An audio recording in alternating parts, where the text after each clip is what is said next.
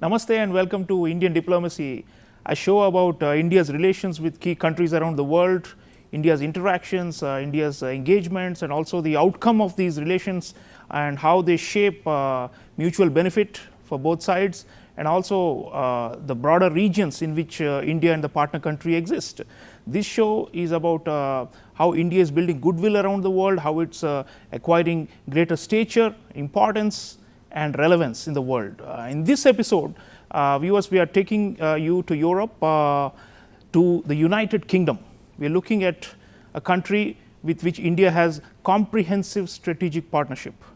The UK and India go back a long way, from colonial times or even pre-colonial times. There's been exchanges between the two sides, and after independence in the post-colonial period, India remained part of the Commonwealth, and the historical legacy is truly enormous. Words cannot suffice. The fact that we are doing this show in English language itself is a reminder of this umbilical link between India and the United Kingdom.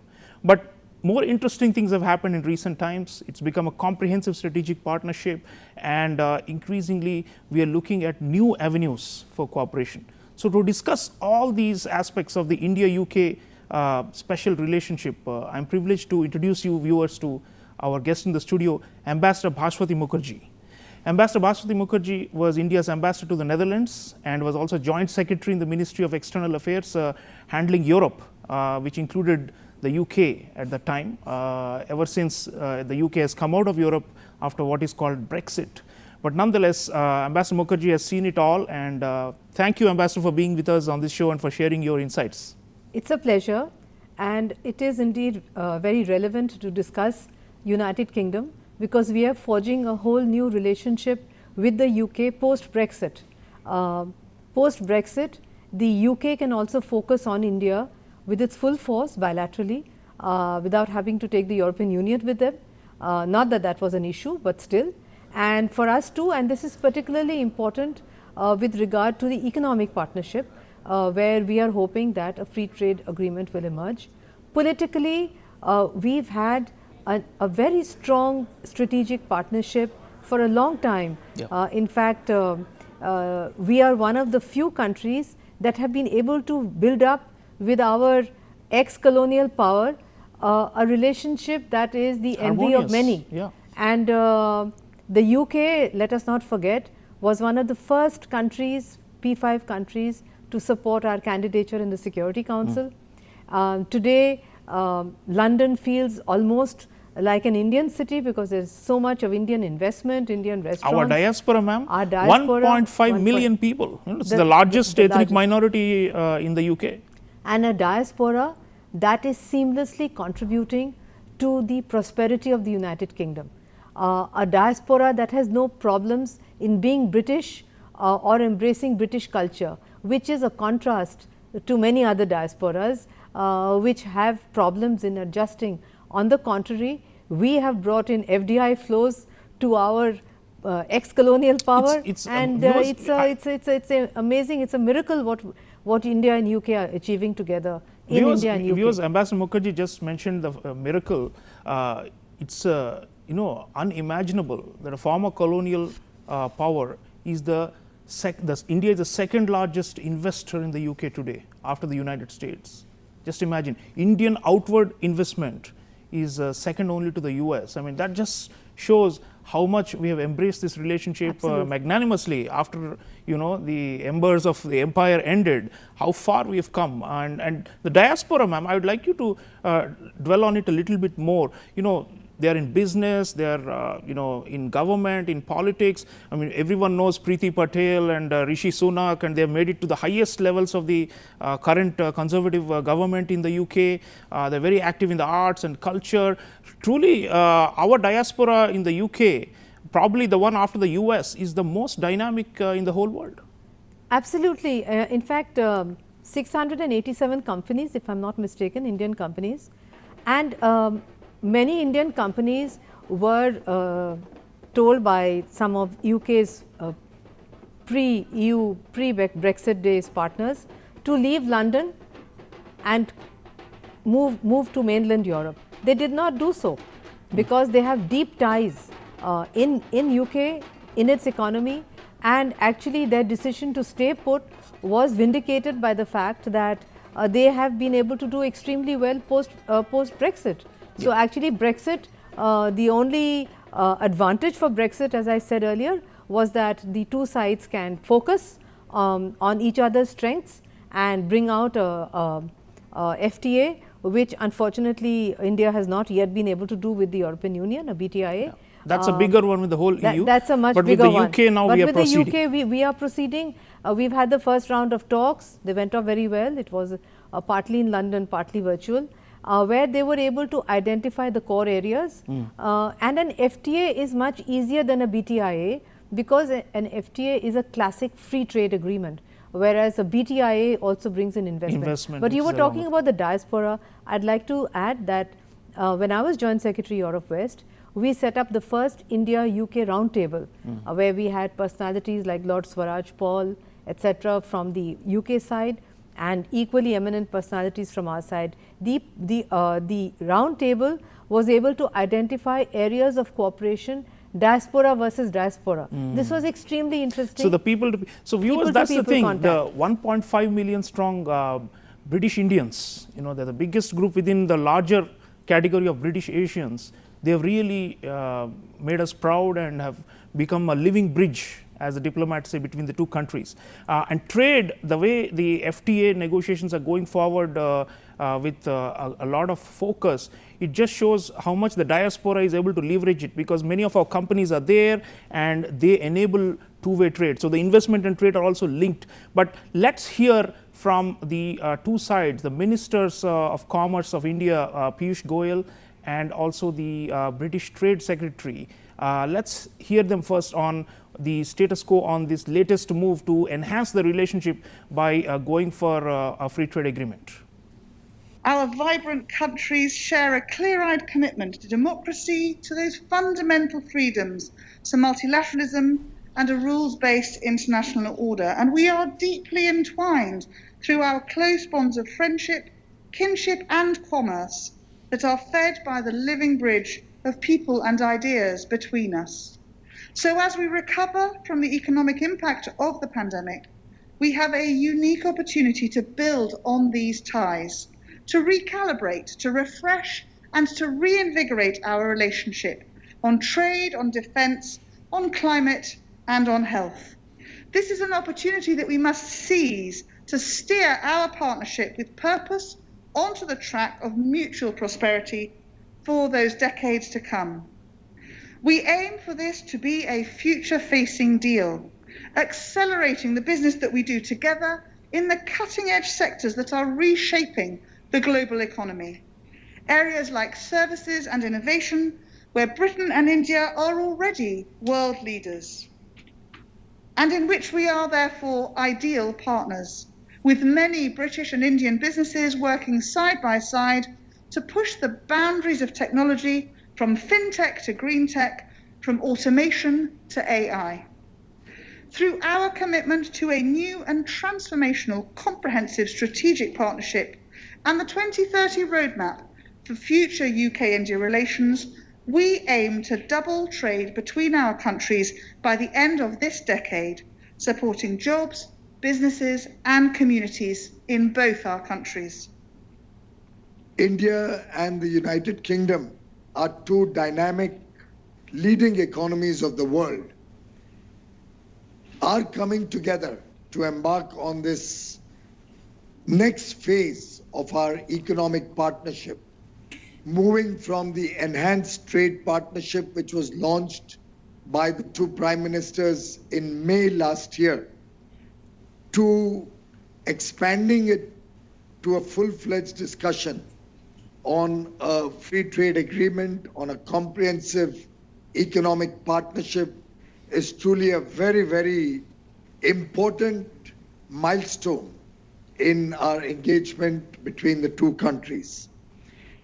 We are looking forward to a very multi-dimensional economic partnership between the two countries, particularly when we both share vibrant democracies, we share rich history, and traditional cultural ties over centuries. Our cooperation will extend in areas like tourism, technology, startups, education, climate change, amongst others. We are looking forward to a very strong partnership, a mutually beneficial trade agreement with balanced concessions and market access in a wide range of sectors.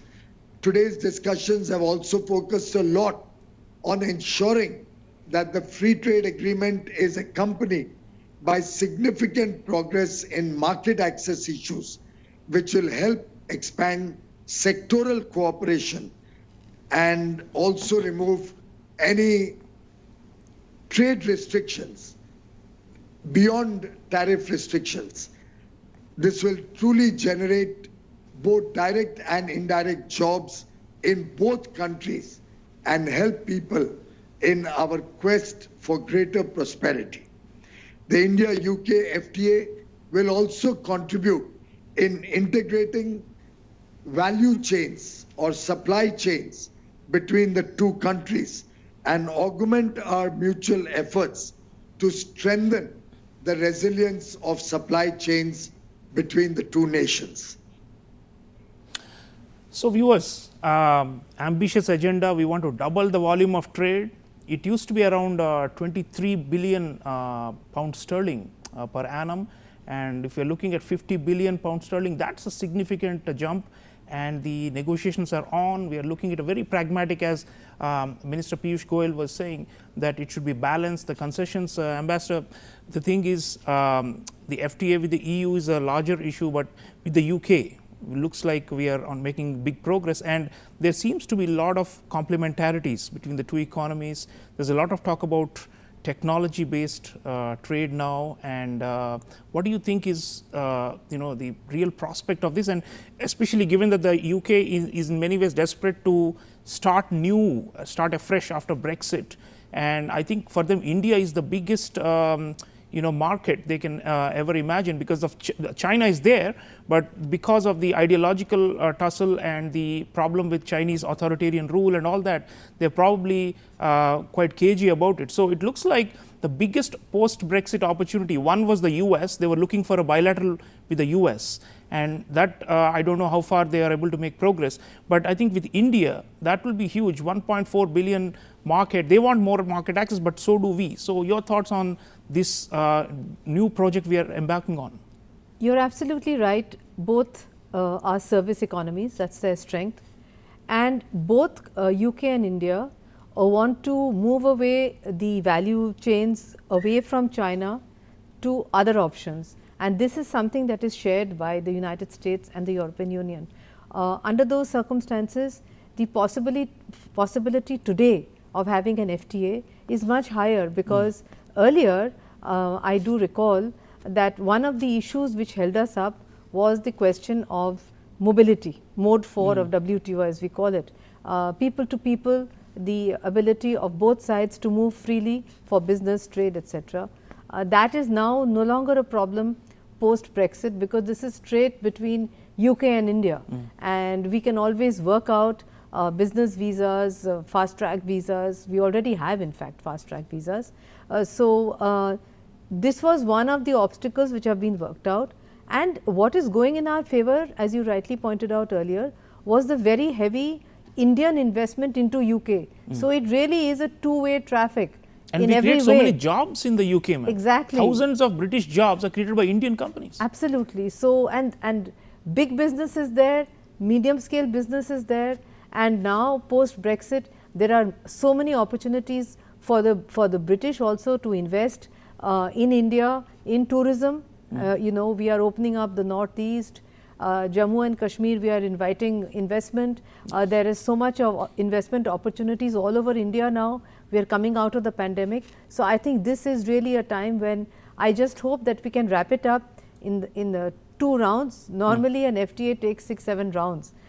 We've already had one. If you can wrap it up in the next 2 or 3 rounds, then by the end of the year, if you have an FTA, that would be And very, ma'am, very positive development. Ambassador, they also talk about an early harvest or an interim deal to give some low-hanging fruits which we can capture sooner. Yes, well, we tried that with the BTIA also, but it would work with the UK much better. Basically, what it means is that we first reach agreement on those areas on which there is no disagreement. And so, you have an FTA in phases.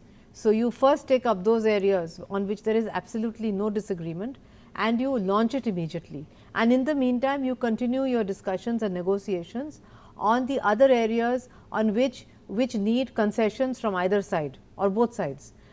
It's usually where the concessions are involved that an FTA gets stuck. So, this is a much better way of getting it moving by focusing first on the low hanging fruit, as they say, as we say, and then move to the higher hanging fruit, which actually is also essential for the success of the long term success of the FTA. You need both the low hanging and the high hanging fruit. And Ambassador, also when we talk of investments, we are number 2 in the UK, but the UK is like around number 6 or 7 in the Indian, as an inward in FDI coming into India. So, that is where I think Prime Minister Modi and Dr. Jaishankar, our External Affairs Minister, have been emphasizing that we need more investments from their side. So, that is clearly an area where I think more work needs to be done.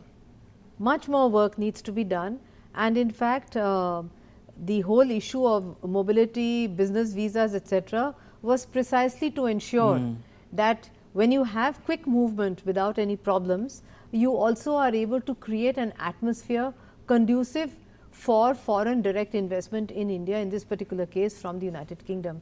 And FDI flows have increased. We need to have much greater FDI flows from UK. Absolutely. And UK is interested because it is moving away. It was fairly China centric about 10 years ago, right. But post Brexit it has moved away. You can see that in Indo-Pacific. We are all talking about the etc. resilient supply chains, and this is linked to diversifying away from China. So, clearly for Britain viewers, this is a decisive turn, and I think India means a lot more to them in terms of value add as far as their global Britain, the vision of post Brexit global Britain goes. But it's not all economics. There's a lot of geostrategy and defense also coming into play. And I'd like you to watch, to hear the foreign ministers of the two countries speak about the prospects for defense cooperation. Defense is one area where we are looking at an upgrade, and that's why we are calling it comprehensive strategic partnership. Let's listen in. We have, I think, clearly convergences. We are trying to see how those convergences develop into more shared interests. If you were to look at the defense side, again, there's a long history we have, but our defense trade hasn't been big in recent years. In fact, what I did share with Foreign Secretary Truss was the thinking in India about defense.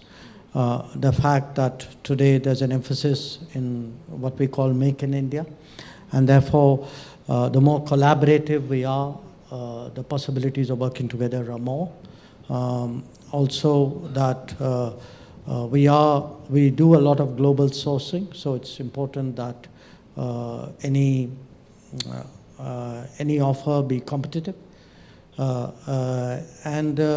Again, the interest in co-creating is very strong in certain areas. So a lot of what we aspire to lies ahead of us, and our job right now is to make sure that the policies are in place so that the people who actually do things in particular verticals are not obstructed by policy.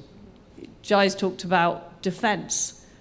Again, I think there's an opportunity there for us to work closely with India, including Indian production of key pieces of defence equipment that ensure greater security, but also help share technology and IP and technology transfer. So these are all areas where, to be frank, I don't think we've done enough in the past.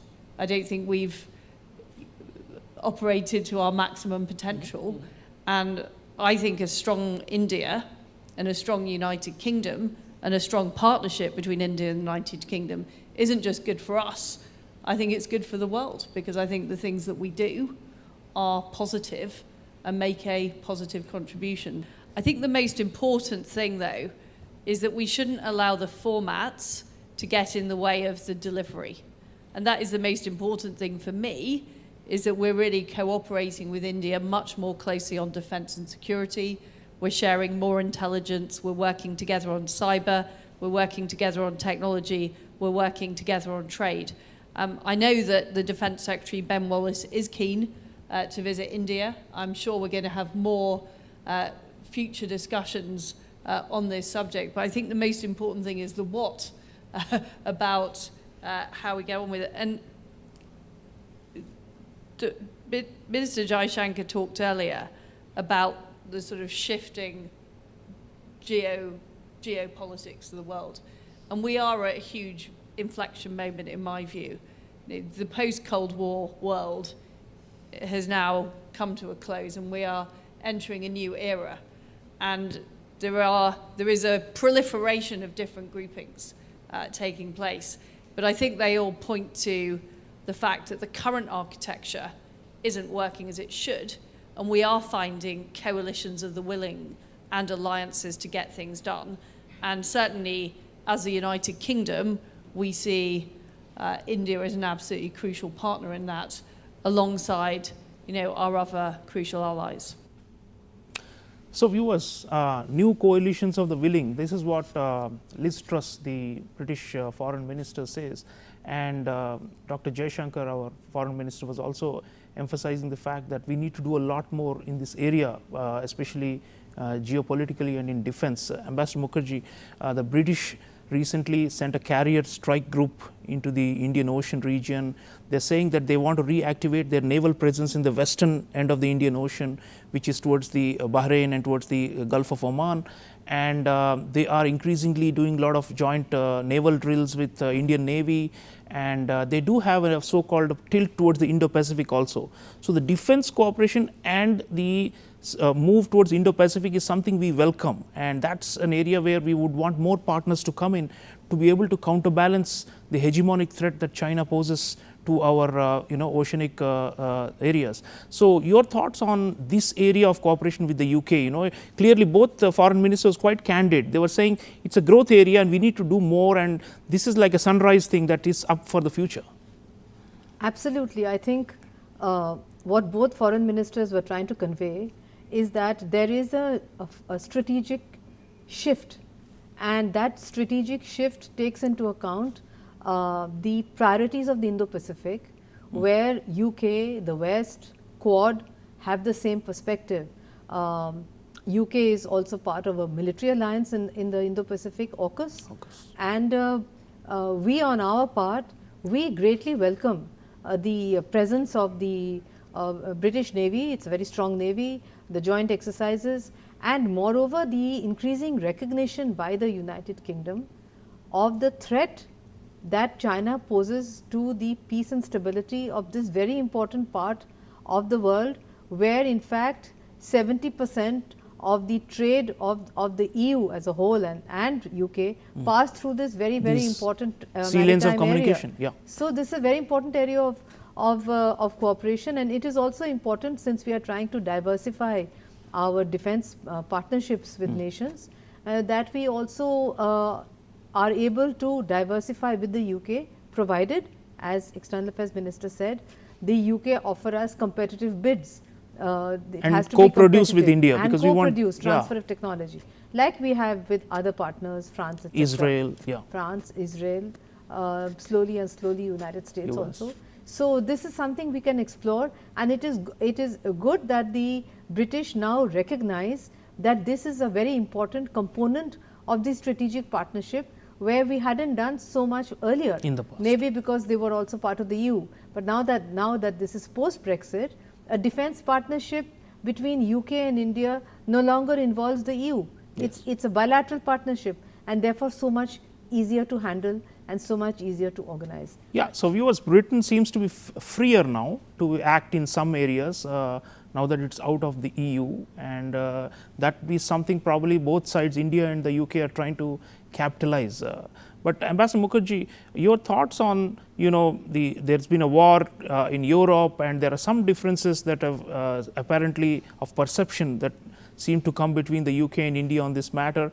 Even though the long-term and the medium-term fundamentals are strong, there is some disagreement, it seems. So your thoughts on, we have our view on that the British should come more strongly on our side when we face China here, and they want us to come on to their side when they are facing Russia in Europe. So there are some expectations, probably no relationship is perfect, as we know, that cannot be fulfilled, and I think we can agree to disagree a little bit.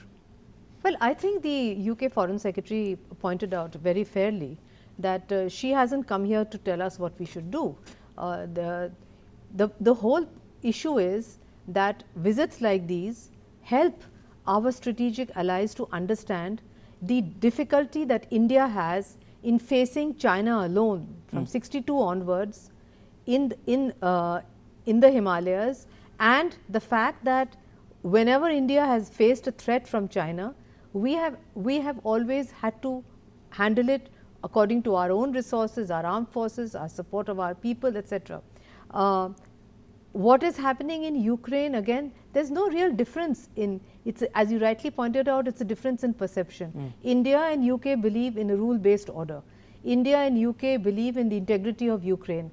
Our explanation of vote after we abstained clearly indicated that we believe in the sovereignty of Ukraine, and our Prime Minister has conveyed this to President Zelensky not once but at least 3 times. Where we differ is in a kind of a request from the West that we should completely shift our strategic autonomy and partnerships from one very important country that is of great support to us, that has been of great support to us, and move completely into a different alliance. Such shifts take time, such shifts take accommodation, and such shifts are dictated by core national interests which are based on India's history and geography.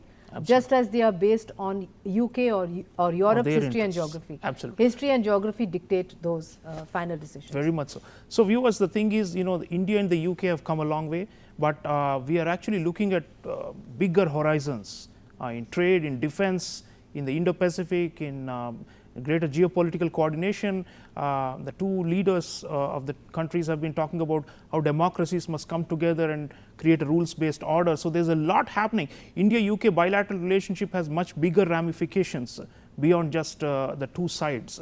So that's all we have in this episode of Indian Diplomacy. I want to thank Ambassador Mukherjee for joining us. It's been really enlightening, ma'am. Thank you so much. Thank you very much. And I'll see you again next time with another episode of Indian Diplomacy with another country with whom India is tight.